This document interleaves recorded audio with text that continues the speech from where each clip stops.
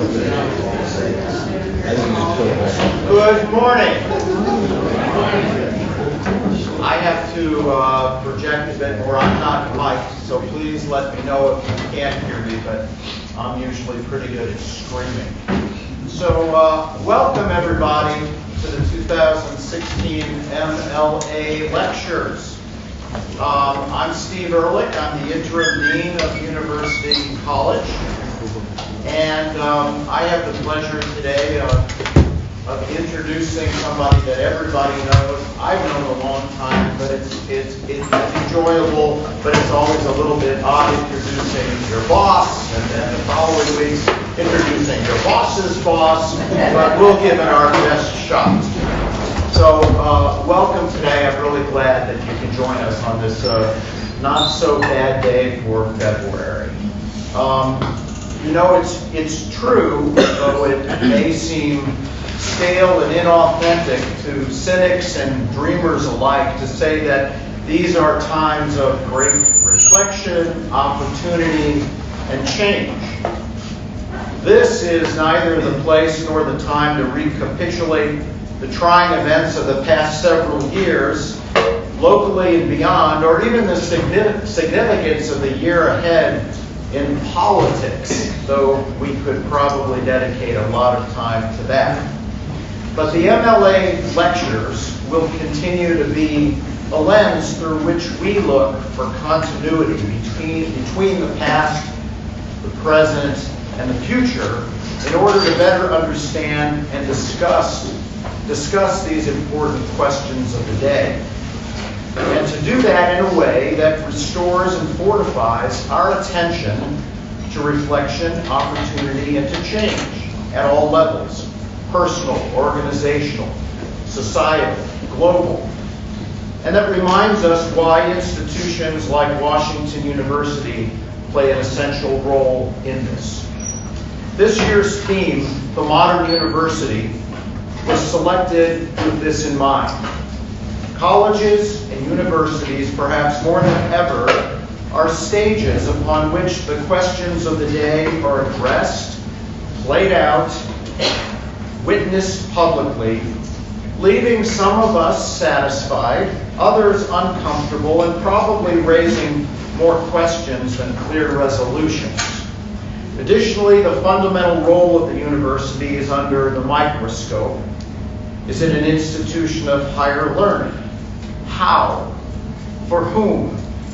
At what cost? Is it an agent for change? Preparation for work? For life? Or as John Dewey reminded us, education is life itself. And if that is the case, education is life itself. And if life is complicated and messy, isn't it essential that our students, teachers, and administrators, as human beings first, pay attention to the difficult and sometimes contentious issues that we witness daily?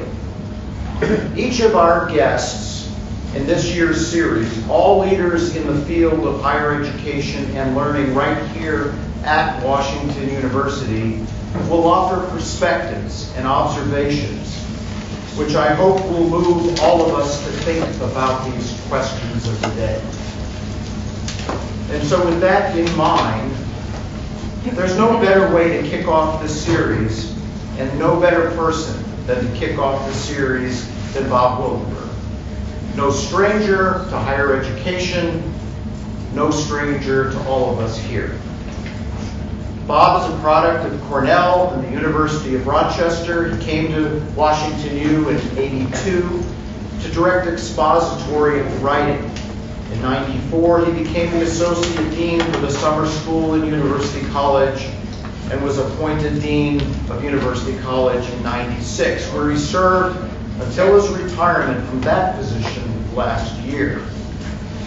The list of Bob's achievements as Dean is long, and more important, his impact on others, especially adult learners at Washington University, is powerful and enduring.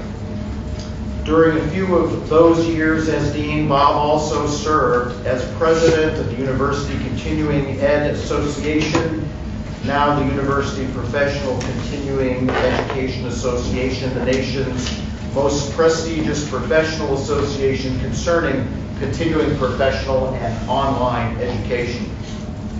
While here, Bob also served as the Grand Marshal for Commencement at Washington U, leading literally everyone, Chancellor, Board of Trustees, faculty, students, leading them all in the institution's most symbolic representation of what we stand for.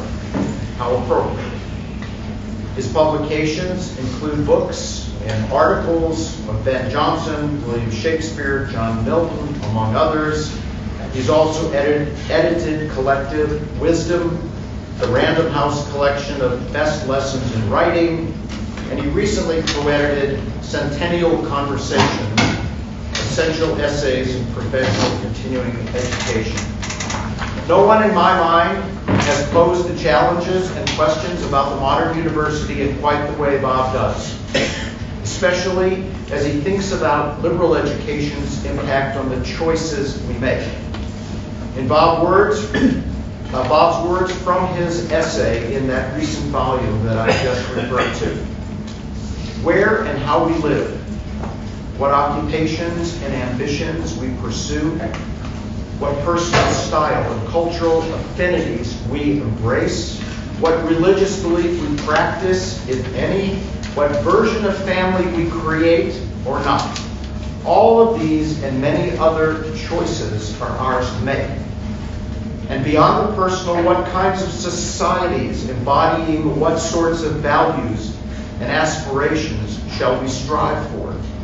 These are all practical questions, but to make such choices in the best way, we need as many liberal and liberating experiences as possible for the arts and habits and self-knowledge that they provide. On a personal note, Bob has served as friend and mentor to me and continues to do so. He is a dedicated teacher and educator, and even now, after retiring, he teaches several courses each semester, face-to-face and even online. I imagine he still doesn't carry a cell phone, but he's modern in many other important ways, and in particular in his perspective on the theme of this year's lectures. So please join me in welcoming Bob Wiltenburg here to talk about the ever-modern university.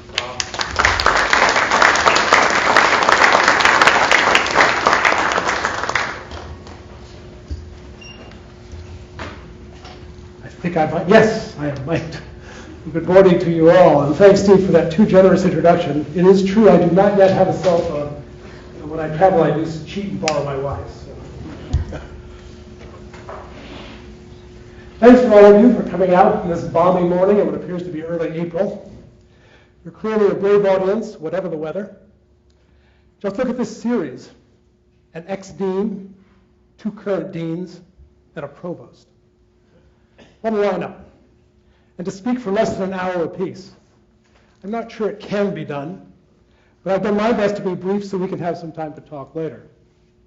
Though as my wife has often said, she thinks I can speak for an hour on most any subject, and as my daughters always add, whether I know anything about it or not. It is, of course, an advantage to go first. At least I won't be contradicting previous speakers. And as an ex-dean, if I should happen to recommend anything along the way, I won't be the one doing it. Incidentally, you may have noticed how many deans have been stepping down around here in the last couple of years. And I'm happy to say that we will soon be forming a support group to be called Deans Were Us. Activities to consist solely of occasional unscheduled meetings at which there will be no agenda, no minutes kept.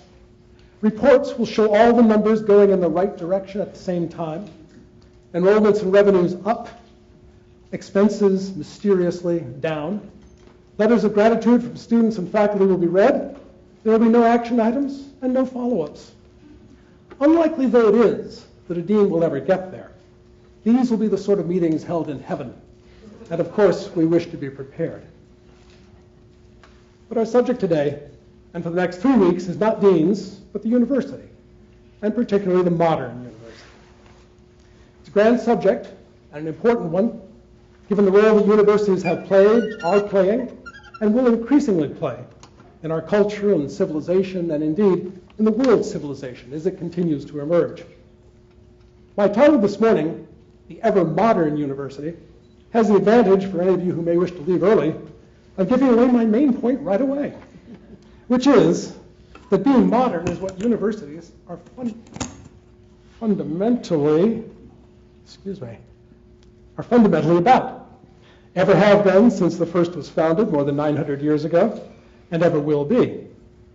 Of course, some of what it means to be modern changes over time, and like any other human instrument, universities can be neglected or abused and can stray from their central mission of discovering, defining, and spreading the modern. But that's who we are and what we're about when we're at our best. Let's begin by looking at the astonishing growth of universities over the past millennium. We often mistakenly regard the past, especially the distant past, as conservative or traditionalist in all its attitudes and ways. But in Western Europe, people began to be eager to be modern a very, very long time ago. Whatever you may once have heard in an art or literature survey course, the impulse came well before the 20th century. The Oxford English Dictionary traces the word to a late Latin usage, modernus, derived from the Latin modo, meaning just now, as early as the 6th century, some 500 years before the first university. And in the English language, notably since Shakespeare's time, when people began to have selves as well as souls, they also have been calling themselves modern, or moderns, and thinking themselves as advocates for the modern over against the ancient, or the medieval, or the Victorian, or whatever, now for more than 4 centuries. And universities have been modern, dealing with things as they are just now, that is up to the minute in knowledge and practice from the very earliest days. The University of Bologna, to take the first one, was founded in the year 1088 to develop, apply, and spread important new, or rather newly recovered, knowledge. A copy of the Corpus Juris Civilis, literally body of the civil law, a great compilation of Roman laws sponsored by the Emperor Justinian, also in the 6th century, and thus also known as the Code of Justinian, though long lost, had recently been discovered. Interest in the code and its possible uses by lawyers, legal scholars, and authorities in both church and state led to the creation of that initial Universitas Magistrorum et Scholiarum, that is, community of teachers and scholars, from which our word, university, derives. Bologna focused on law and later medicine. Other universities soon began to spring up in other countries. Oxford, with a special interest in languages, philology, liberal arts. Paris, renowned for theology and philosophy. Salamanca in Spain, and Cambridge by 1209, formed as it was by Oxford refugees after an early town-gown crisis in which 2 of their fellow students were lynched by townsmen who suspected them mistakenly of a local murder. In the 1200s, other universities began in Italy, Spain, France, and Portugal. In the 1300s, they spread to what is now Germany, Austria, Poland, and the Czech Republic, and by the 1400s to Scotland and Scandinavia. By 1500, that is after 400 years, there were 29 universities in Europe, but over the next 300 years, the pace accelerated dramatically, as another 114 were added throughout Western and Eastern Europe. That's more than one founded every 3 years. Plus, several in Latin America, Mexico the first in 1540, in Asia, the Philippines, 1611, and in North America, an institution known locally as the Washington University of the East, founded in 1636. Later continental firsts included Sierra Leone in Africa, 1827, and Sydney, Australia, in 1850. In the past 2 centuries, universities have grown ever more rapidly throughout the world, now existing in more than 200 countries, and no 2 sources can even quite agree on how many there are. Competing estimates depend upon differing definitions. For example, should a research institute with no students count?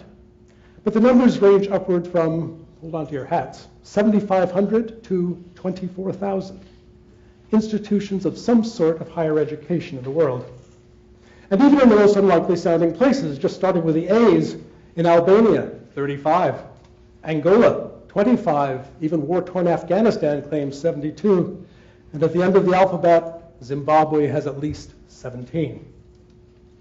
Important new ones are still being created. King Abdullah University of Science and Technology in Saudi Arabia, the world's sixth richest with $20 billion of endowment, dates from only 2009.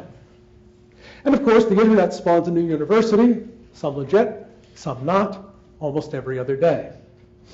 There are none so far in Antarctica, but what with global warming and with so many unemployed and underemployed PhDs available, I wouldn't rule anything out.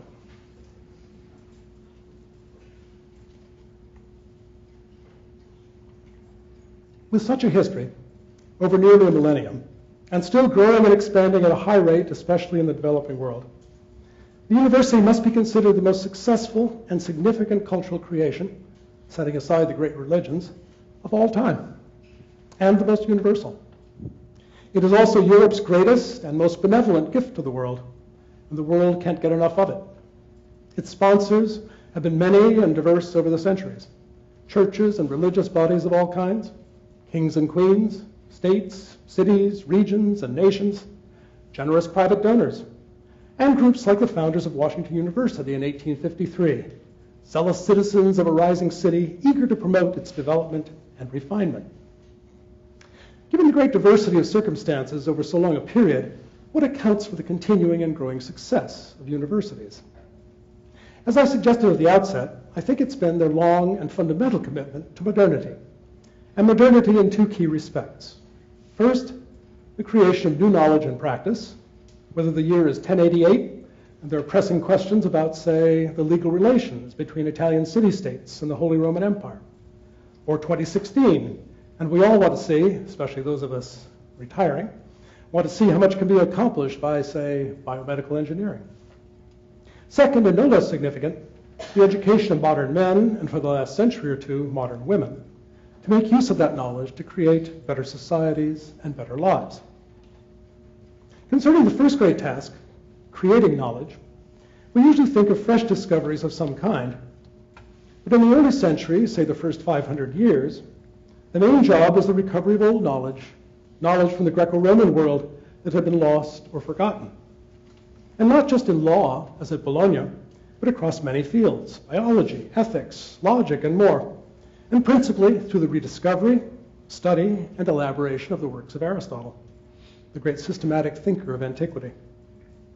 And as the recovery of knowledge proceeded, new authors and texts were added in philosophy, poetry, history, politics, oratory, many things, all of them to be compared and harmonized, when possible, with the teachings of the Church.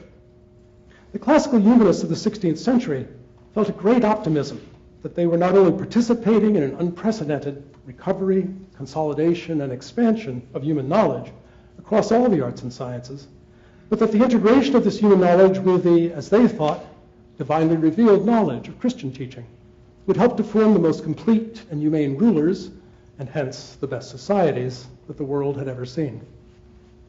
And yet even the best of methods and intentions can, and over time, go stale or go awry. The same Aristotle, who stimulated so much intellectual excitement and fresh thinking in the 12 and 1300s, had become a deadening orthodoxy by the early 17th century, when Francis Bacon attacked the intellectual stagnation in the universities and called for a revolution in thinking, a new approach rooted in empirical observation and testing of hypotheses, rather than deference to bookish authority, that developed into the scientific method that has served us so well for the past 400 years. Though the effects were not fully felt right away, records of the British Royal Society in the late 17th century show them still conducting experiments in good Baconian fashion with powdered unicorn horn. Where they got it, no one knows, but we hope that their supplier gave them the really good stuff. As for the educational mission, the fratricidal religious wars of the mid-17th century, in which educated princes, both Catholic and Protestant, led their peoples into pointless suffering and misery, diminished the optimism that wisdom, humanity, and justice could be reliably taught or easily realized in a political context. Moving to the 19th century, a time of dramatic university expansion, scholarly learning and education also attracted powerful critics and reformers. The novelist George Eliot, in her Middlemarch, famously describes the stultification of useless learning in the person of Mr. Casaubon, a sort of comparative anthropologist whose magnum opus, The Key to All Mythologies, remains unpublished and unpublishable, and who has reached a stage where, and these are Eliot's words, such capacity of thought and feeling as had ever been stimulated in him by the general life of mankind had long shrunk into a sort of dried preparation, a lifeless embalmment of knowledge. And further, for the educator, even the humanist classics, like any set curriculum too long continued, could become a kind of rote learning, rather than, as they had once been, an inspiration to fresh thinking or energetic and heroic behavior. John Henry Newman, author of the landmark idea of a university in the 1850s, remarked that no one had learned much at Oxford or Cambridge in the preceding century or so. His proposal for the best undergraduate education went far beyond the classics to his view of, and this is from the university,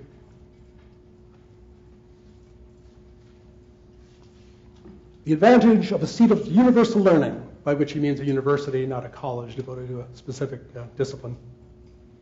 The advantage of a seat of universal learning considered as a place of education. An assemblage of learned men, as they were in those days, zealous for their own sciences and rivals of each other, are brought by familiar intercourse and for the sake of intellectual peace to adjust the claims and relations of their respective subjects of investigation. They learn to respect, to consult, and to aid each other. Thus has created a pure and clear atmosphere of thought, which the student also breathes.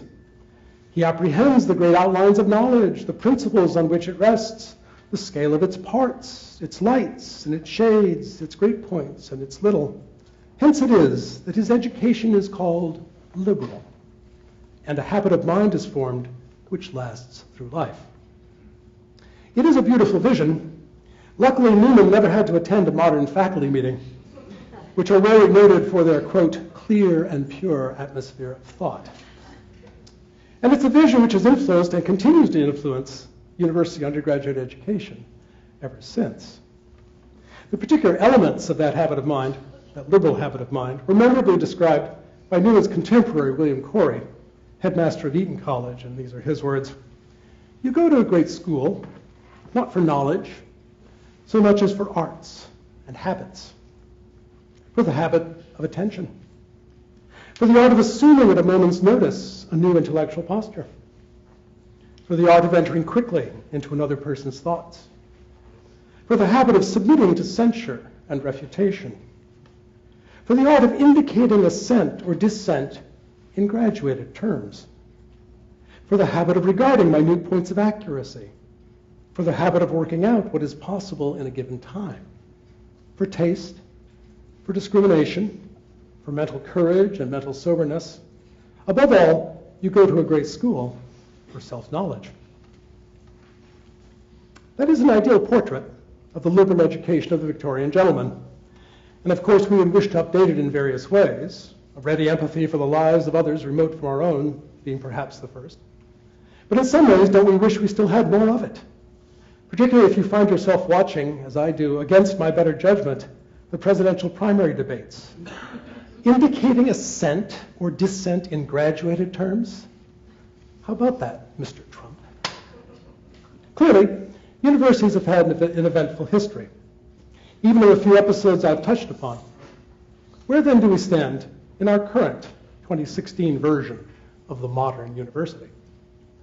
On the knowledge side, the story is, I think, pretty straightforward. Of course, not all the research going on in 24,000 institutions is going to be of equal value, and some of it perhaps may have little or no value. University critics love to cite silly-sounding research topics from the latest fashionable wrinkles in literary criticism, or reports from the social sciences demonstrating irrefutably and scientifically truths about human behavior that no one ever doubted in the first place. And some of that does go on. One reason academic satire is so hard to sell is that the unwitting self-satire is never far away. And of course, in any large and complex enterprise, while most people may be really moving forward, a few may just be spinning their wheels. But that said, the overall record is strikingly positive. We would not have anything like the modern world without the knowledge created by universities and people trained in universities. And not just in fields like science, medicine, and technology, where the advances and benefits are obvious, but in other areas as well. For example, the fears of mass starvation in the 50s and 60s never happened, thanks to a revolution in plant sciences and agricultural practices. The recession of 2008 did not become a worldwide depression, because most would agree of things we had learned about economics and financial systems. And the greater variety of books now read and questions asked in humanistic fields like history and literature have led to a greater appreciation of the lives and experiences of many people formerly excluded from full participation in our common life. So the creation of ever more modern knowledge is in good shape, barring the occasional absurdity, or step back or to the side. On the education of modern men and women, the evidence is more mixed. These days, there are critics every bit as unhappy as Bacon or Newman about what students do or do not learn in universities. These critiques are sometimes exaggerated. Much of the daily work of education remains what it has been, and been to good effect, for decades. Indeed, if you were to step into a classroom or two next week, you would see that students are still being introduced to the perennial problems and challenged to think and learn and grow in response to them. The philosophers have not yet quite solved the riddles of consciousness or free will. The biologists are still speculating on how life began.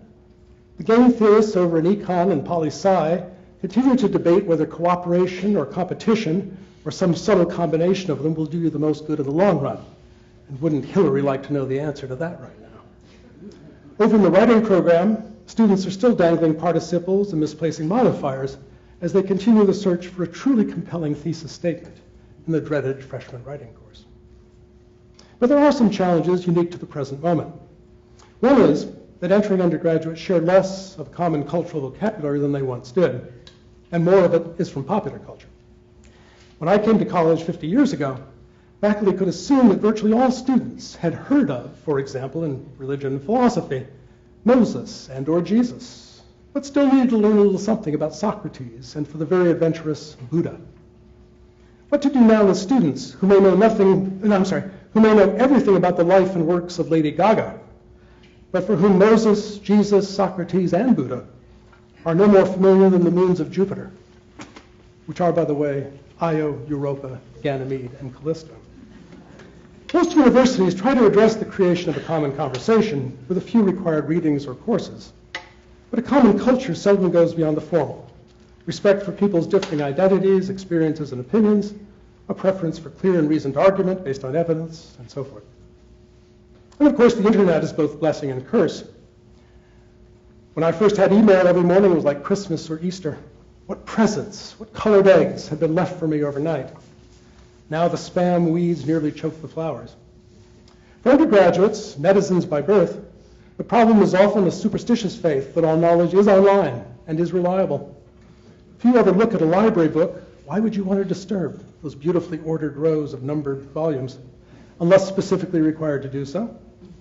And that faith in the power of the click is closely related to a deeper and more disabling assumption that only the present or the near past really matters.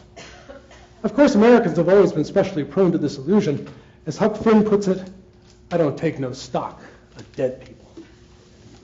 Or as my younger daughter once said, having learned that there had been a time not so long ago when television didn't exist, she said, were people stupid then, or what?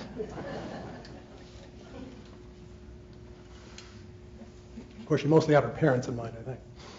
But a sense of the past, both its achievements and its errors and limitations, has always been at the heart of a liberating education. For the past is not gone. The present is its vector sum, just as the future will be produced not by some wave of inevitability, but by the sum of all the choices we all make and the accidents we all suffer. The German philosopher Friedrich Nietzsche once observed that the highest use of history is to use it critically, being, as he says, quote, bound neither to the past nor to the future, it is essential to be utterly committed to the present.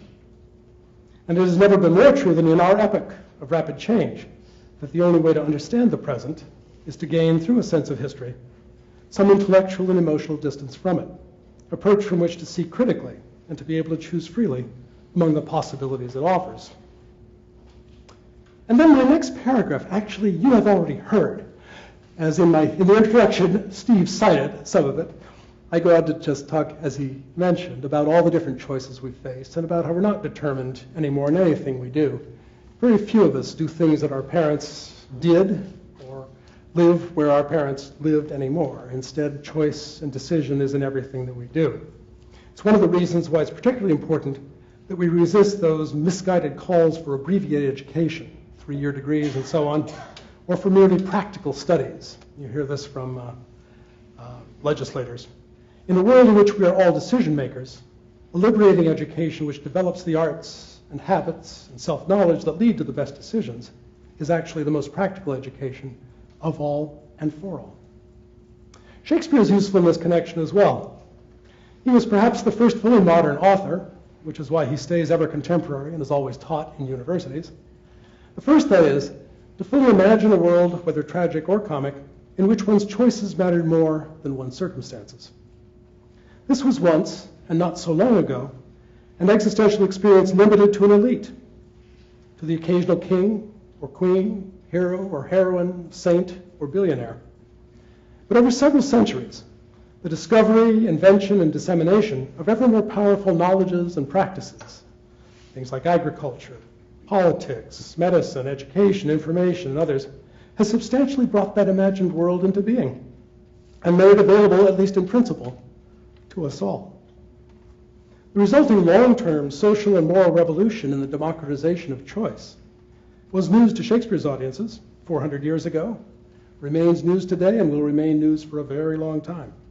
Its benefits are still very unevenly distributed, both in developed countries and around the globe, and indeed right here in St. Louis, where too many people, as we were reminded last year, still live in the iron grip of circumstances that prevent their full flourishing in a life based on choices and choices well made.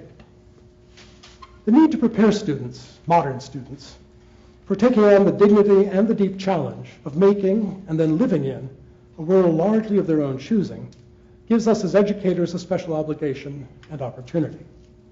To meet it, I suggest we might recall what we have known ever since Socrates first began talking to undergraduates, a habit that may explain his lifelong poverty and his early death, which is that all genuine education begins with a bait and switch, perhaps a bait and add. Socrates' young men come to him to learn to argue so effectively that they can always get their way in any political, social, or legal situation. But he teases them into thinking as well about justice and a just society, the ends for which all power, especially the power of persuasive argument, should always be used. Students come to a modern university for a variety of presentable and not so presentable reasons. To get credentialed, to prepare for a career, to please their parents, be with their friends, to fall in love, or whatever. They come as a bright blur of hopes, ambitions, questions, and anxieties, and if they're lucky, and if we're good, they'll find a teacher or two who helps them to focus their energies, learn to ask better questions, to find their work in life, to find friends and people to love and be loved by, and to acquire the tools and confidence to make some vital difference, both in their own lives and in the larger life we all share. Universities all over the world are playing that role every day and creating the modern men and women who will make a better future. As William Greenleaf Eliot, the leader of the founding group at Washington University, once said, "We are beginning a great work, one capable of indefinite extension." That remains true both here in St. Louis and around the world, where universities can be and usually are the key agents of positive change, the bringers of modernity wherever they arise. I'd like to end, if I may, on a personal note. As is, I'm sure, clear by now, I love universities. Always have, always will. I even love to visit new ones I've never seen before and sense their beauty, their calm, their energy. I've lived in one or another of them ever since I left home at the age of 17. At the time, my father said to me, "We send you away a boy. You will return a man." He had probably read that somewhere in a book, as he had never been to a university himself, and little did he suspect that I would never return. The university has been to me a home and a continuing inspiration. Of course, it's made up, like anything human, of imperfect people, sometimes very imperfect people. But it is a noble enterprise that regularly inspires us all to be a little better than we otherwise might be. A little smarter and more creative, harder working, broader in our views, hopeful for the future, and we actually get to see how our work helps others, as students come just as once we did, and find their lives elevated and transformed. It's now been almost 1,000 years for university. Kingdoms and empires, no more Holy Roman, have come and gone. Wars have been fought and won and lost, and after a time, forgotten. Nation states we still have with us. We've had them for 400 years, but who knows? They may well be gone in the next millennium. Why, in 1,000 years, we may even find some way to reunite St. Louis City and County and get rid of all those rotten little speed traps posing as democratic governments. A lot can happen in 1,000 years. Through it all, the university continues to thrive and prosper and help all of us to do the same. Ken Burns, in his documentary on the national parks, called them America's best idea. I think you oversold it a bit, and there might be other candidates for that title. But there can be no question that universities have been mankind's very best idea. Endlessly adaptable, helping to improve and transform the lives of individuals and societies. A great contract for human betterment stretching over centuries and generations and spread now to every country and every culture. What a place it has been to live, and will be for the next 1,000 years. Thank you.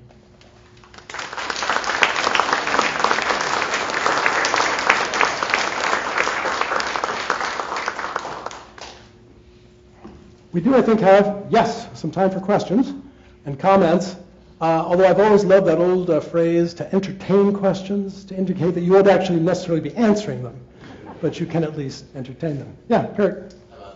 Hi. I'm part of your choir. I suspect most are here, but yes. And a lot of your argument has a sense of post hoc. If we were to challenge the whole of your thesis, Sure. Universities existed, progress occurred. So especially in 2016, as universities are under so many layers and levels of challenge, Yeah. what can you offer from history, from your own experience, from anything, of how to go beyond post hoc, how to show what universities do actually influences the sort of changes you see? Yeah, I think it's a fair question. Well, I think probably one of the best evidence is how enthusiastic people are to keep building them throughout the world, especially in developing countries. I mean, some of the places where they are growing most quickly, as you probably know, are places like India and China. I know a friend, in fact, actually a former dean of University College, Bill Kirby, who's a Chinese scholar, said that he was astonished one time, a few years ago, when he went back to visit a university that had previously had 3,000 students. Less than 5 years later, it had 30,000 students. But I think the confidence that growing economies have, that they will need both the knowledge base that this provides, but also the people who've been trained in it to staff newer enterprises, to do things in newer ways. I think it's overwhelming evidence. Now, of course, everybody could be wrong, but I think it's our own experience certainly has been over the years that when the Moral Land Grant Act came in 1862, every state university. Every state went about creating its own state university. They have long played important roles in the economies of those states. Now, of course, you'd have to go field by field to see how much is still to be gained in various kinds of things. And I'm not saying that every study of every university is necessarily as productive of progress of however you want to measure it as another, but certainly that the overall arc of university development is that it does stimulate progress, both in terms of the knowledge that people have and also the people is I think, pretty powerful. Yeah, please. Do you have any thoughts on the role of financial support? You mean when President Elliott of Harvard decided to transform Harvard into the image of a German research university? Yeah. He did so because there were people willing to pay for it. Who were willing to pay for it. The Rockefeller. Oh, sure. The Rockefeller Foundation. And Yes, yes, yes. So it seems to me, well, even before, it's the universities tend to be pretty dependent on what the market will bear. You have any? Well, I think that's right. Well, clearly support, whether from private donors or public agents or whatever, and from tuitions of students and all this sort, is absolutely essential. I mean, this is an expensive thing to do. It's labor intensive. In things like the sciences and engineering, you have to buy expensive new equipment. I haven't heard the current figures, but isn't it usually estimated that well short of 90% of the costs of educating somebody are actually paid by tuition? Sometimes the number goes way, way down. And so, yeah, support, endowments, all current students are living on the past gifts, the past generosity of somebody. And so, yeah, without support, you can't do it. I mean, virtually none of these things will pay their own way, unless all you're doing is what, for example, commercial for profit, so-called universities are doing, which is that they are taking the knowledge that's been developed elsewhere and just transmitting it. And that you can do. I mean, one of the problems I think we have in this country is that we have no special term for such enterprises. We call them all universities. The Germans, I think, are more sensible about this. They actually reserve the term Universität, the German form of university, for what we would regard as actual universities. Anything else that's merely selling courses, they call by the English word university. So if you go to the University of Berlin, yeah, watch out. I wish we could start calling some of ours Universitäts, but it's not going to happen. No, but I guess the issue I'm really trying to get at is there a danger that there may be important pieces of knowledge that aren't developed, won't be. Oh, I see, because there's no support for it. Yeah, nobody wants to pay for it. Do you have something in mind? No. It's certainly possible.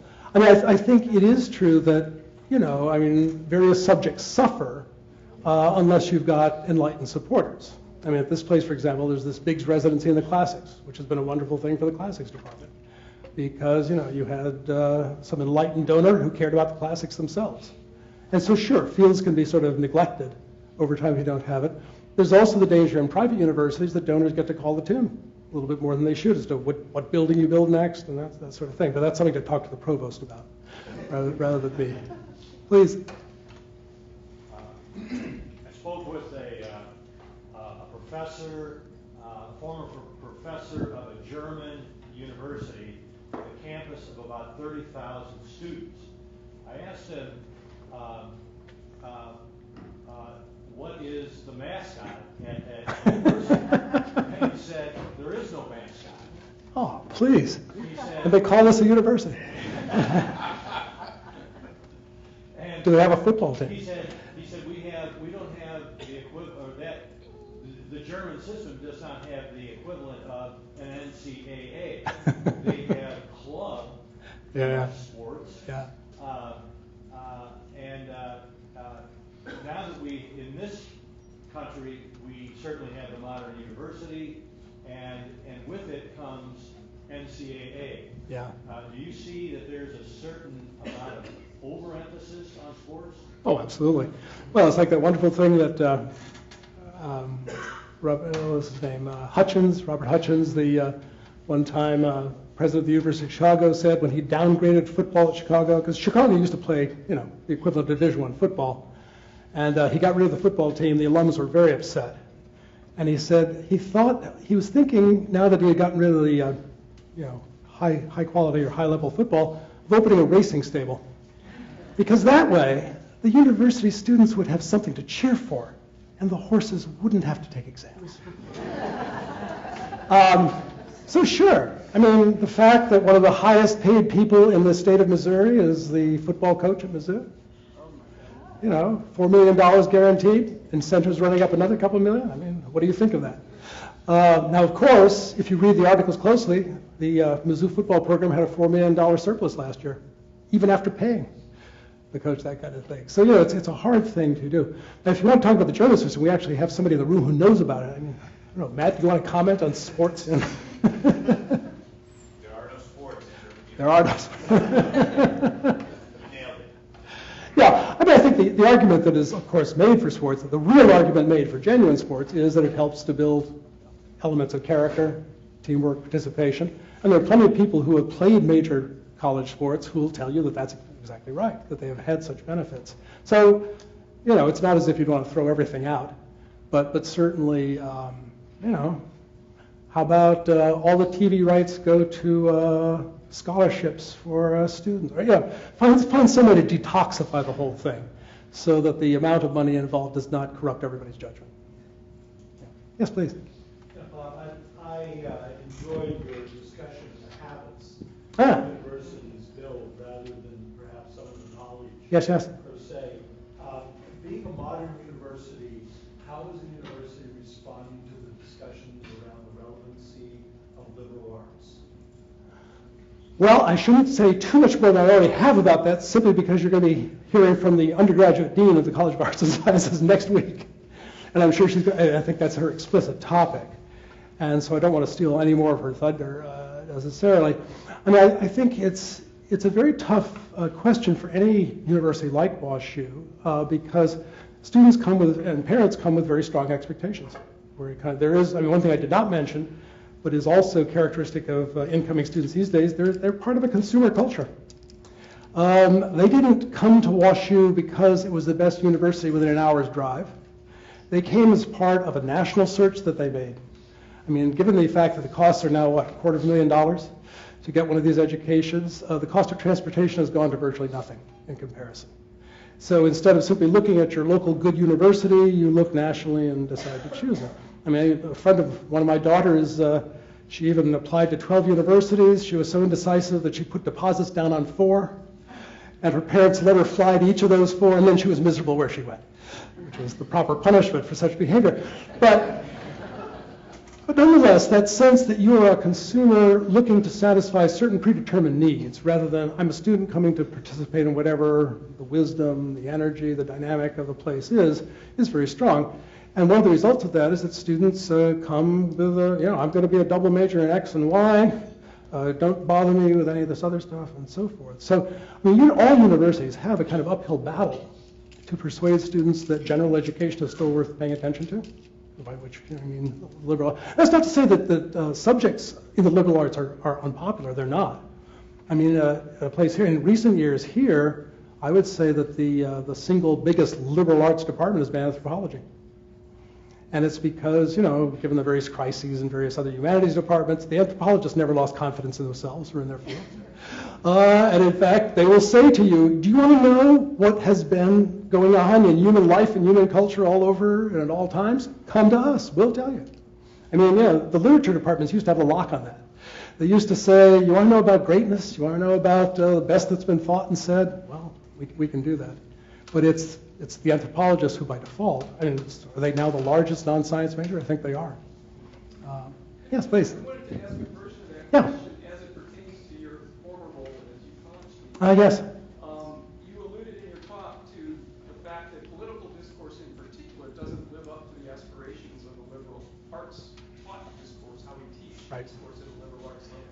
So what can a modern university do by way of reaching out to the community, not the on-campus undergraduates, but to the community to foster that type of discourse? That's an excellent question. And actually, it has a long history at University College. One of the things I did, and I don't know if Steve has come across this bit of ephemera in the dean's office yet, but when I first came in, 20-some years ago, of course, I started going through all the drawers, and I found this charming brochure. And some of you who've been in town for long enough may even remember this. Predecessor of mine and Steve's called John Urban, first African-American dean here at Washington University, and a very distinguished national leader as well. He was also president of that national group once upon a time. He conceived of something he called the Metroplex Assembly, making excellent use of the then new technology of television. And what the Metroplex Assembly was a series of prearranged meetings in which you found people who had a good television and were willing to open up their home to groups of, 10, 15, all of whom would come, cluster around the set, watch debates, political speeches, whatever, and then have conversations about them. So, that was the then attempt to sort of improve the level of, community discourse about things like politics. I mean, obviously a lot has happened since then, and I don't have any good solution for, the way we conduct the search for the president of the most important country in the world is a series of cheaply produced reality TV skits. What? Now, there are still actual elections and primaries, so it's not just the TV shows that do it, but What? And what's more, on no one of these debates will you ever hear anybody say, they'll always lament the effect of money in politics. You know why they need so much money? To pay for the damn TV ads. We could nationalize the TV stations for this purpose and say, you don't get to charge in presidential, again, you'd have to have commissions and it would be messy, but still, you don't hear much truth in any of these guys, I don't think. And as I say, I do watch them against my better judgment and under protest. So I think all of us do. Yeah, please. I wonder what your opinion is, since you are teaching online courses now. Oh, I will soon be. I have not yet taught online, but I'm looking forward to it. What's your opinion of that as an alternative, which obviously is in place in many places? Oh, yes. Also for the community, tack on to that last question. Absolutely. Well, I think that, although here at U College we've been doing it for 10 years and more, compared to some other universities, especially the great state universities that have led the charge in this over the last 15, 20 years, we're still just getting our feet wet. I think it's been proven beyond a doubt that you can have a first-rate educational experience in an online course. Now, of course, what has also been proven beyond a doubt is it's not cheap.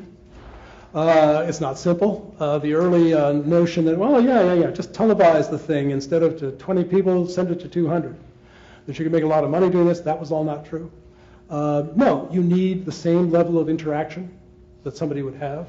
I mean, one of the advantages of the online format is that nobody gets to hide behind the loudmouth in the front row.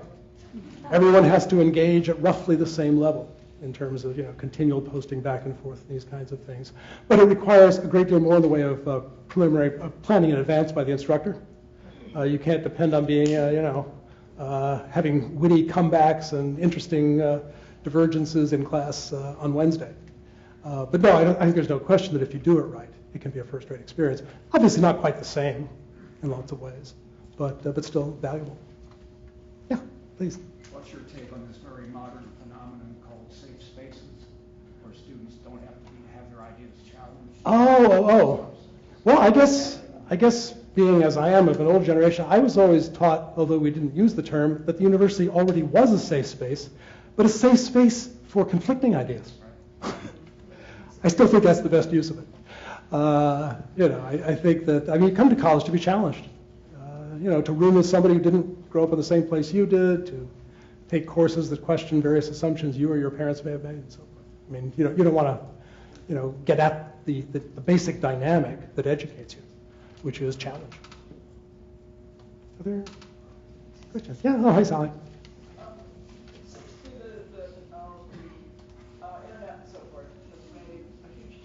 Mm-hmm. The university was a hub of communication. Yep. Just in terms of the collection of scholars, the accessibility of the library, and so forth. This is where you can come to find those resources, and therefore the reason why you do them. But now, in addition to that kind of communication, we have a very expensive level of communication that is much more peer-to-peer and community-oriented. Mm-hmm. I sometimes think of it as the tyranny of the 19-year-old culture. A great deal of communication goes on about any given course while it's happening among the students and not with the faculty. Yes. So then that brings up various challenges that some educators have tried to infiltrate that culture, sometimes with disastrous consequences. Right. But you can't beat a 19-year-old to their own game. And there are legal ramifications if you try to do it incognito. So that becomes very dangerous. But at the same time, it creates layers of dialogue that I think don't always interact very profitably. And how are we going to make good use of that kind of communication to actually get an informed discussion? I think that's a very, very good question. And again, I don't have a pat answer to it. I think one of the very positive things that our teaching center, for example, has done over the last several years is to establish peer learning groups of many kinds. And again, they're not online necessarily, though I think some of them may have activities online. But that was an attempt, I think a pretty successful one, to sort of share authority in courses and to share knowledge in the same way. I would think that attempts of that kind to sort of find the best and empower them might help a little bit. But I think inevitably these days, as you say, I mean, the horizontal nature of the internet means that apparent authority as well as real authority gets diffused and shared across a wide series of nodes. And that's not to say that everything online, I mean, there's a lot of wonderful stuff online, and I would say mostly negative things if I talk, but you know, almost every day I'm grateful for the fact that if I'm trying to think of a poem or find a poem, if I can remember 2 or 3 words, and at my age 2 or 3 words may be all I can remember, all I have to do is type it in and it's there.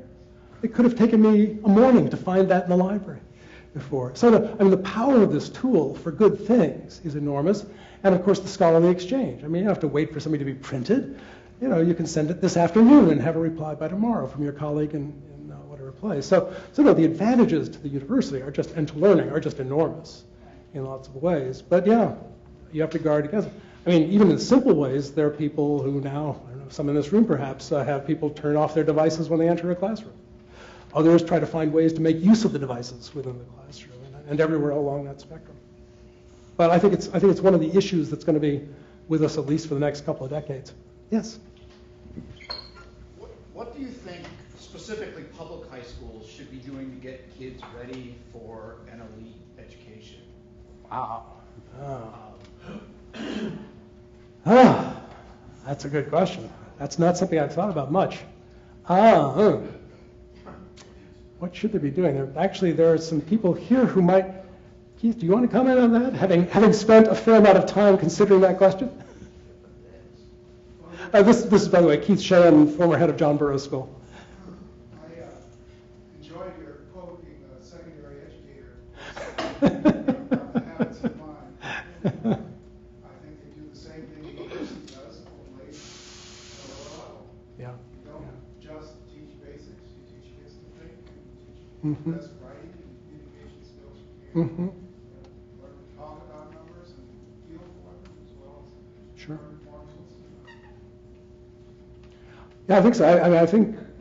I mean, in general, what you want from any student coming to an elite university or a selective and challenging university is a lively mind, and you know, whatever curriculum will produce that. It's not a particular set of books necessarily or a set of experiences, but things that you know, make somebody interesting to themselves also makes them interesting to good teachers. Yes. I couldn't quite hear what he said, so maybe I have a niece and nephew that teach high school. They communicate with their students online, just like you do here. When I was on campus, it would take me days, weeks, to get information, to make a report, or whatever I was assigned to do. Now I can get the same information in minutes. Sure. And the students are learning that in high school. They have to be careful about communicating with them, but where they're getting their information. But they're learning in high school now. Oh yeah. Some of the things that you do in the college, universities now. That's absolutely true. Well, there has been a revolution too in university communications. As Steve says, I came here in '82. When I first came, I was one of only 4 members of the English department that had a telephone in my office. The chair, the director of undergraduate studies, the director of graduate studies, and me running the expository writing program. And the question would come up, and came up every couple of years, should we have telephones in our office? To which a senior member of the department said, well, if we have phones, they can call us. So over a generation, the understood duties of communication of faculty members have changed. They bring their texts into the classroom in high school now too. They They can do. insert information.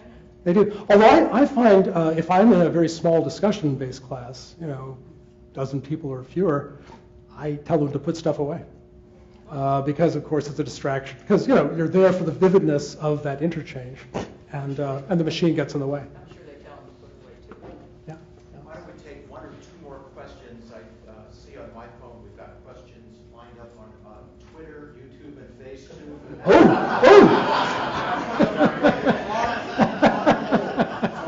Two more questions. Okay. Over here. One of our big challenges today is the debt that students come out with. Those are up to $1.3 trillion, whereas credit card debt is only $1 trillion. Okay. So one of the challenges, even for a great university like Washington U, Sure. For my job, depending on what you go into, you come out, and this is just a start $250,000 going to a graduate school. Right. You come out with $400,000 or $500,000 worth of debt. Sure. But the other question I have, and really more important, I just went to last year a career fair, just a couple miles north of here, University City High School. The high school that I graduated in, that was a marvelous college a marvelous high school when I went. Okay. And when I was at this fair, the lady that was running the career fair came up to me telling me I can't even get students to take algebra.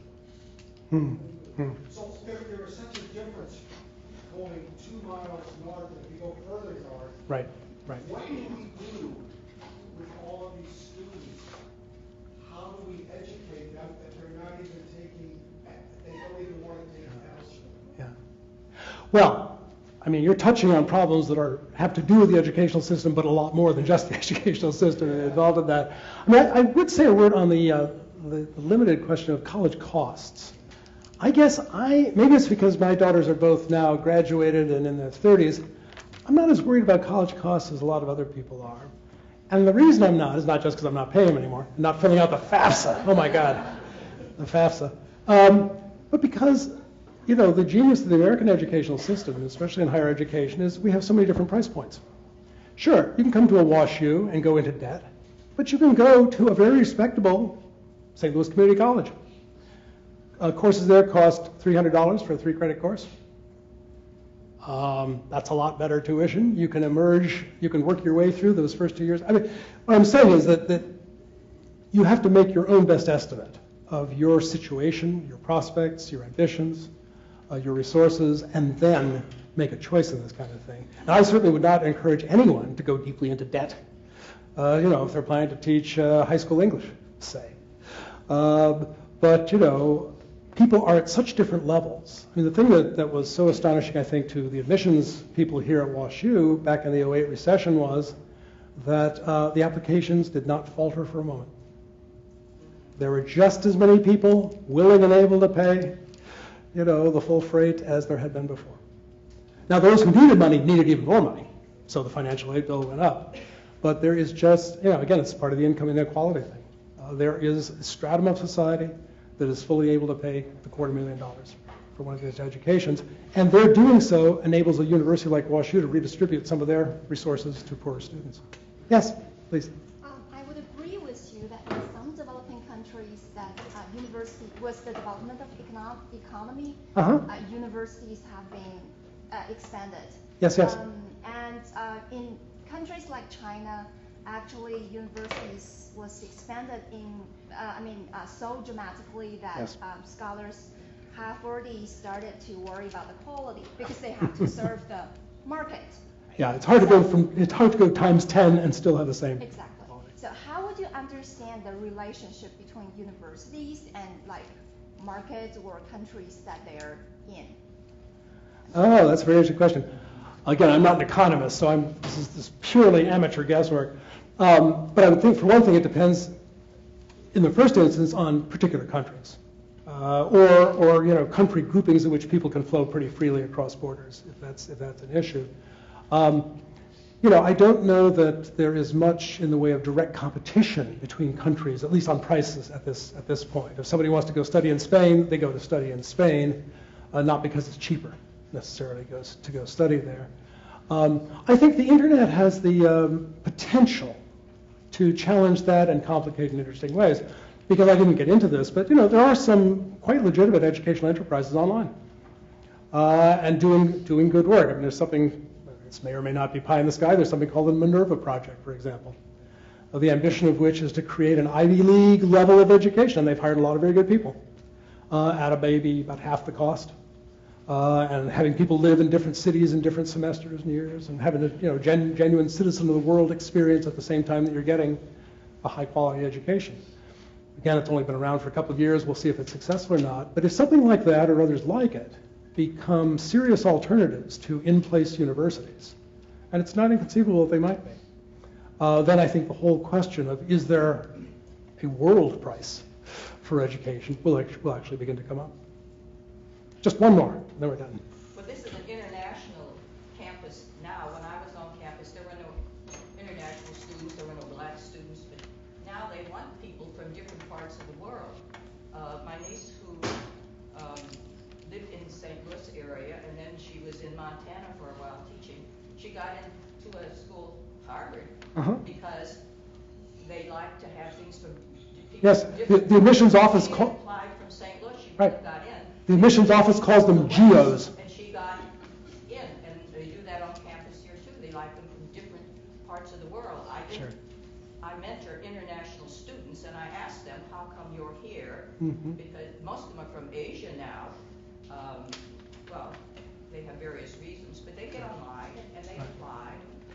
You know, in a way, it's an extension of that principle I quoted from Newman's idea of the university.